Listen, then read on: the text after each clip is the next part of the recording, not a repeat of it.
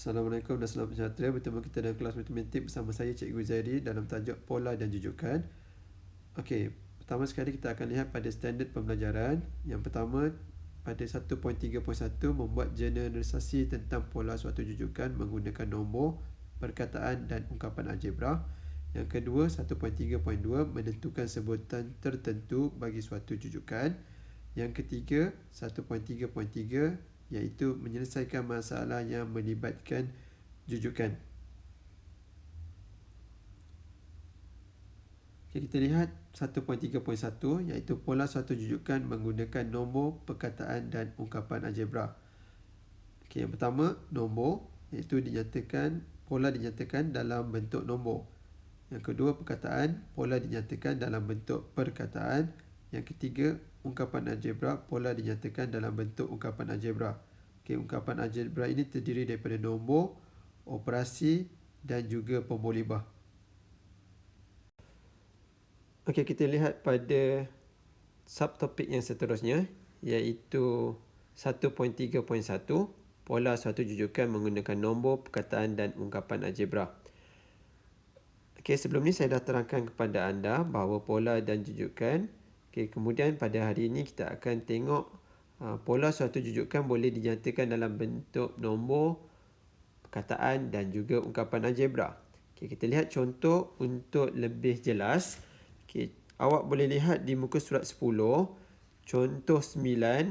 Okey, di dalam contoh itu dinyatakan pola bagi jujukan nombor 1, 9, 17, 25, 33 menggunakan nombor, perkataan dan ungkapan algebra.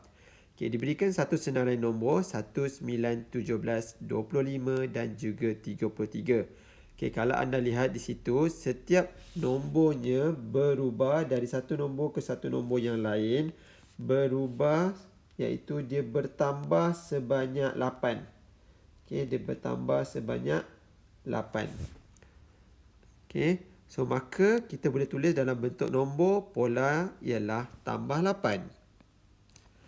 Okey, manakala dalam bentuk yang kedua iaitu bentuk perkataan. Okey, contoh yang sama, senarai jujukan nombor yang sama 1, 9, 17, 25 dan 33. Okey, kita dah tahu tadi polanya tambah 8. So kita tulis dalam bentuk perkataan, ia akan jadi pola bagi jujukan bagi di atas adalah menambah 8 kepada nombor sebelumnya. Ditulis dalam bentuk perkataan, menambah 8 kepada nombor sebelumnya. Okey, itu bentuk yang kedua iaitu bentuk perkataan. Manakala bentuk yang ketiga iaitu bentuk ungkapan algebra.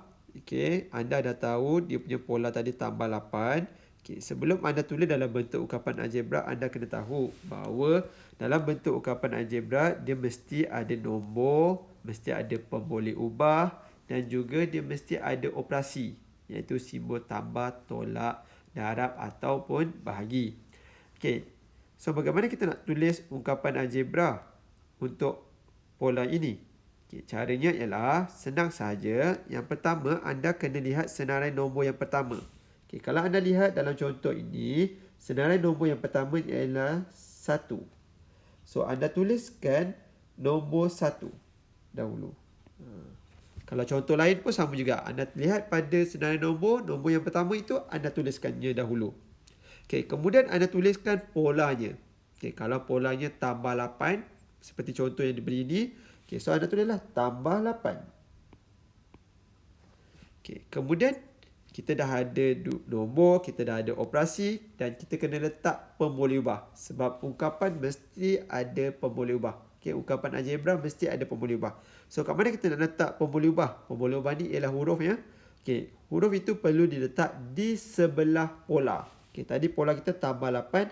So, kita letak pemboleh ubahnya di sebelah pola. Iaitu kita letak huruf N. So, dia akan jadi 1 tambah 8 N. Okay, sama seperti mana yang dinyatakan di dalam buku teks anda. Okay, itu saja untuk anda tulis dalam bentuk ungkapan algebra. Okay, saya ulang sekali lagi. Pertama, tulis dahulu senarai nombor yang pertama. Iaitu nombor yang pertama lah dalam senarai jujukan itu. Yang kedua, tulis pula polanya. Okay, ini yang pertama. Yang kedua, tulis polanya. Yang ketiga, tulis pemboleh ubah selepas pola tersebut. Okey. So, anda akan dapat jawapan dalam ungkapan algebra. Okey, pola dalam ungkapan algebra 1 tambah 8n. Okey, senang saja. Kalau anda nak uji sama ada ungkapan anda itu betul ataupun tidak, okey, ungkapan algebra anda itu betul ataupun tidak, anda boleh gantikan n itu bermula dari nombor 0, 1, 2, 3 dan 4. Okey, maksudnya tempat yang pertama anda kena start dengan n kosong. Tempat yang kedua anda kena start dengan n1 dan seterusnya. Okey, nanti bila anda dah uji, anda akan dapat nombor yang sama seperti mana senarai jujukan yang diberikan di sini. Subtopik seterusnya ialah 1.3.2 iaitu sebutan bagi suatu jujukan. Okay, kita nak tahu sebutan tertentu sahaja dalam suatu jujukan. Okay, kita bukannya nak tahu keseluruhan sebutan tersebut, tapi kita nak tahu sebutan yang tertentu sahaja. Contohnya, kita nak tahu sebutan yang ke-5, ke-6 ataupun ke-9.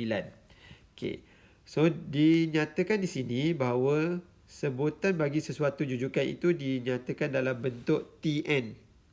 Okay, Tn maksudnya sebutan ke n. N itu kita tak tahulah, boleh berubah-ubah. Mungkin n tu kita nak yang kedua ke, maksudnya sebutan yang kedua lah. Kalau kita n kita yang ke-5, maksudnya T kita tu adalah T5 ataupun sebutan yang ke-5. So macam mana kita nak tahu sebutan itu ke-5, ke-2 ataupun ke-4 tu berapa? Okay, kita akan tengok contoh yang pertama.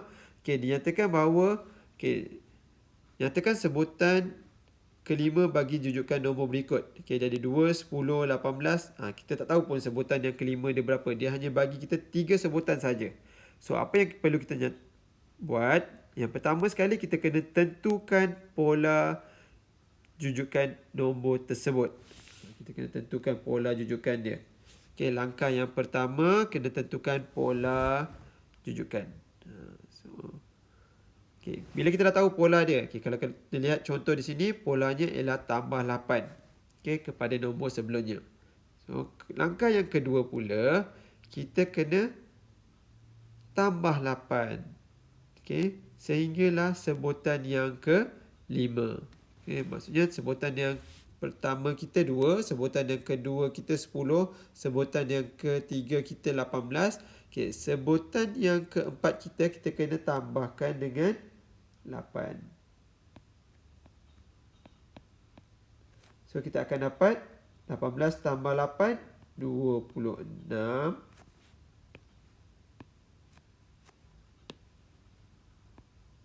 Okay. Kemudian, kita tambah lagi 8 untuk dapatkan sebutan yang ke-5. Kita akan dapat 34. Okay, bermaksud sebutan yang ke-5 ialah 34. Okay, itu sahaja untuk kita tentukan sebutan bagi sesuatu jujukan.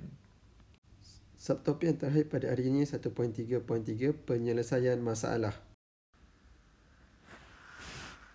Okey, seterusnya kita akan lihat pada soalan 9 di muka surat 15 untuk penyelesaian masalah. Okay, kan, jika anda lihat di muka surat 9 itu ada soalan yang berkaitan dengan butang baju. Okay, kita lihat satu persatu. Okay, saya akan tunjukkan kepada anda contoh penyelesaian masalah. Okay, contoh yang pertama, soalan nombor 9. Okay, saya tunjukkan satu contoh. Nanti anda buat latihan yang berikutnya sendiri. Okay, soalan nombor 9. Okay, kalau anda lihat di situ, dia ada urutan butang yang disusun. Yang pertama ada 6 biji butang. Yang kedua ada 12 biji butang. Yang ketiga ada 18 biji butang. Okey, jika anda lihat dari satu urutan nombor ke satu urutan nombor, sebenarnya satu nombor ke satu nombor yang lain, dia bertambah sebanyak 6.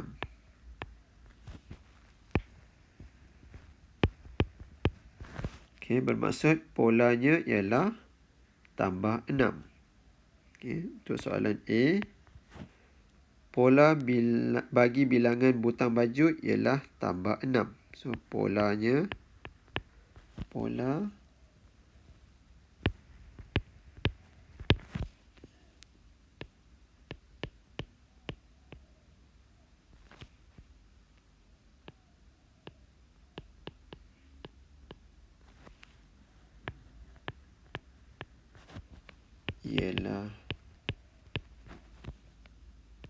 tambah 6. Okey. So, pola bilangan butang baju ialah tambah 6 untuk soalan A. Manakala untuk soalan B, okay, dia minta anda nyatakan urutan bilangan butang baju. Okay, kalau anda tengok, urutannya ialah urutan menaik. Okay, urutan menaik. Okay, kenapa dia urutan menaik? Kerana bilangan butang bajunya semakin bertambah dari satu kumpulan ke satu kumpulan yang lain. Okey, manakala soalan yang ketiga, soalan C.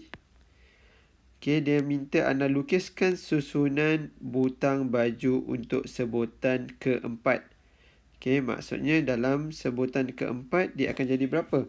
Kalau sebutan pertama 6, sebutan kedua 12, sebutan ketiga 18, bermaksud sebutan yang keempat akan jadi tambah lagi 6.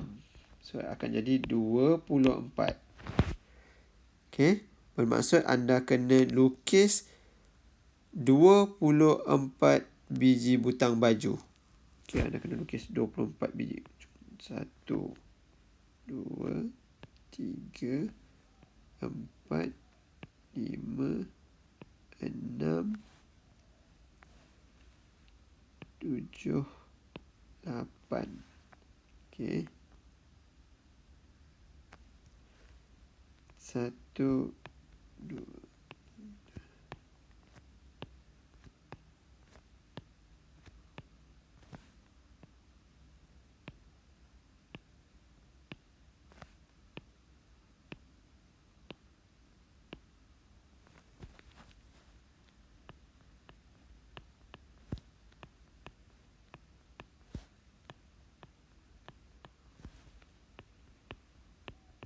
Okay, nanti anda di dalam buku tulis anda lukis dengan cantik lah. Okay, ya. Gunakan duit shilling ke, gunakan penutup botol ke. Okay. So, anda kena lukis sebanyak 24 biji butang.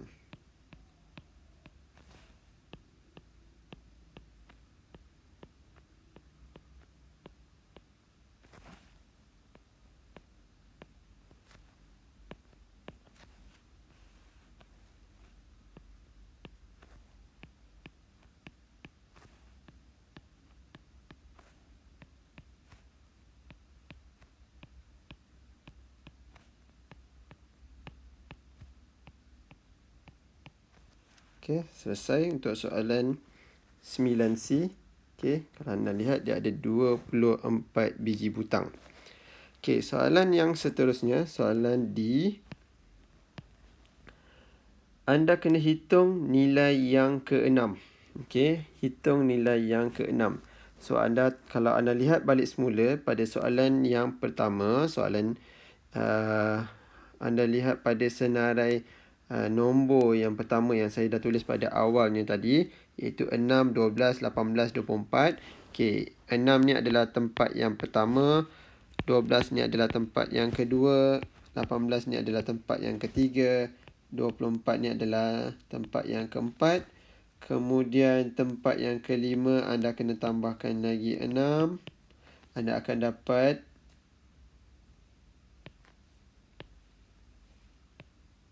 30. Manakala tempat yang ke-6 anda tambah lagi 6. Anda akan dapat 36. Okey, so tempat yang ke-6 adalah 36. Ataupun anda boleh juga gunakan kaedah ungkapan algebra. Okey, kaedah ungkapan algebra anda telah pun pelajari sebelum ini, iaitu kalau kita nak tulis dalam bentuk ungkapan algebra, yang pertama kita tulis nombor yang pertama dalam senarai jujukan itu nombor 6. Kemudian polanya tambah 6. Seterusnya kita tulis pula dia punya pemboleh ubah, iaitu n sebelah pola. Okey, so 6 tambah 6n ini dalam bentuk ungkapan algebra. Kemudian kita nak tahu T6. Okey, T6 bermaksud tempat yang ke-6.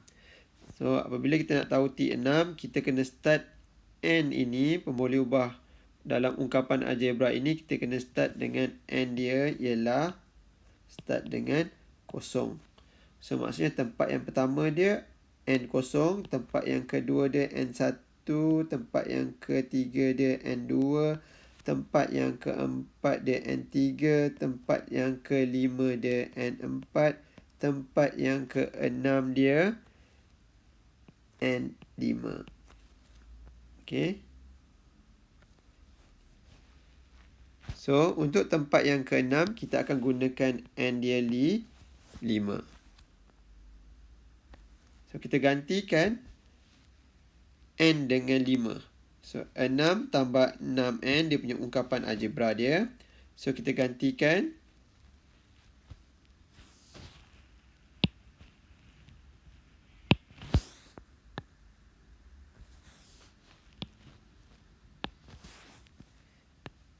T6 sama dengan 6 tambah 6.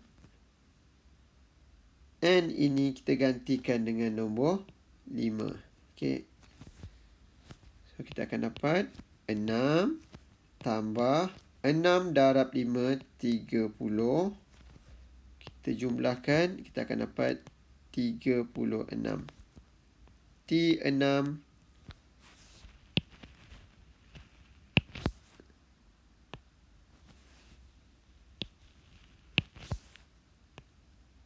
T6 sama dengan 36. Okey, itu sahaja contoh yang saya berikan untuk subtopik yang ketiga, iaitu penyelesaian masalah. Okey, selepas ini saya akan bagi anda latihan dan saya harap anda dapat menyelesaikan latihan tersebut. Jika anda ada sebarang masalah berkaitan dengan tajuk ini, anda bolehlah hubungi saya melalui Telegram. Okey, sekian sahaja pembelajaran kita pada hari ini. Terima kasih. Jumpa lagi di kelas yang berikutnya.